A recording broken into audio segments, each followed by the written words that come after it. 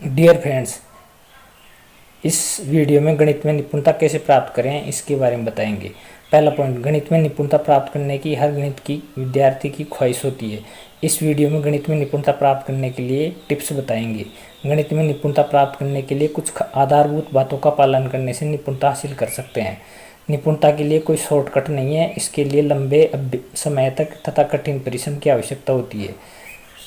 जल्दबाजी तथा ट्रिक्स अपनाने के बजाय टिप्स ज़्यादा बेहतर है।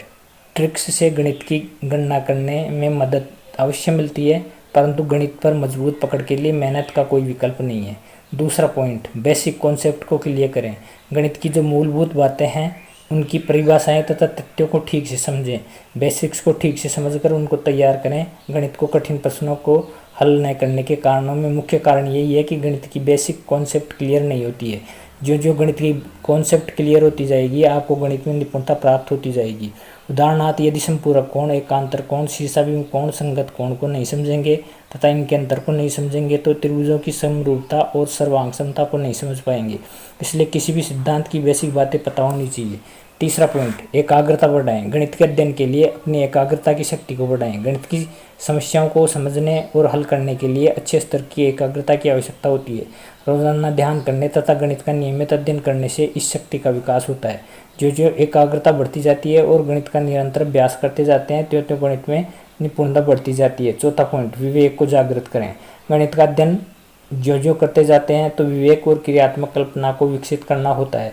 किसी भी गणितीय समस्या का हल ज्ञात करने के लिए विवेक का प्रयोग करना होता है और निर्णय लेना होता है। इस प्रकार का सतत प्रशिक्षण विद्यार्थियों को विवेक को जागृत होता है। विवेक से गणित में निपुणता प्राप्त होती है। पांचवा पॉइंट, आत्मविश्वास बढ़ाएं। गणित के अध्ययन से तथा गणितीय समस्याओं को हल करने से विद्यार्थियों में आत्मविश्वास का विकास होता है। धीरे धीरे पुस्तकीय ज्ञान पर निर्भरता धीरे धीरे कम होती जाती है तथा स्वयं के चिंतन और मनन पर विश्वास बढ़ता जाता है।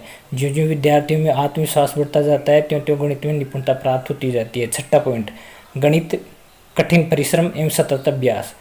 गणित विषय तथा अन्य विषयों में मुख्य अंतर यह है कि इसे परीक्षा के दिनों में पढ़कर नहीं सीखा जा सकता। क्रमबद्ध अध्ययन तथा कठिन परिश्रम से गणित पर अधिकार प्राप्त कर सकते हैं। सत्र के प्रारंभ से ही कठिन परिश्रम एवं सतत प्रयास से ही गणित में निपुणता प्राप्त होती है। सातवां पॉइंट, गणित का गहराई से अध्ययन।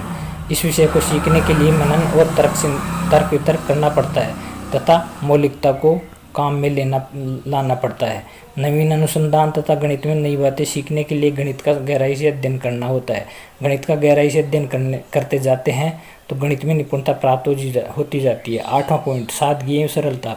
गणित में सरलता से कठिनता की विधि अपनाने पर धीरे धीरे गणित की गुत्थियां सुलझ जाती हैं। गणित के विद्यार्थी में सादगी एवं सरलता से गणित को हल करना तथा कठिन गणितीय साध्यों पर मजबूत पकड़ रखना संभव है। सही निष्कर्षों को प्राप्त करने के लिए विद्यार्थी के जीवन में सादगी एवं सरलता का होना आवश्यक है। नौवां पॉइंट, स्वच्छता एवं शुद्धता। गणित का कार्य स्वच्छता एवं शुद्धता से करने का अभ्यास भी गणित के अध्ययन के लिए आवश्यक है। गणित के नियमों तथा सिद्धांतों को समझकर हल करने के लिए स्वच्छता एवं शुद्धता का होना आवश्यक है।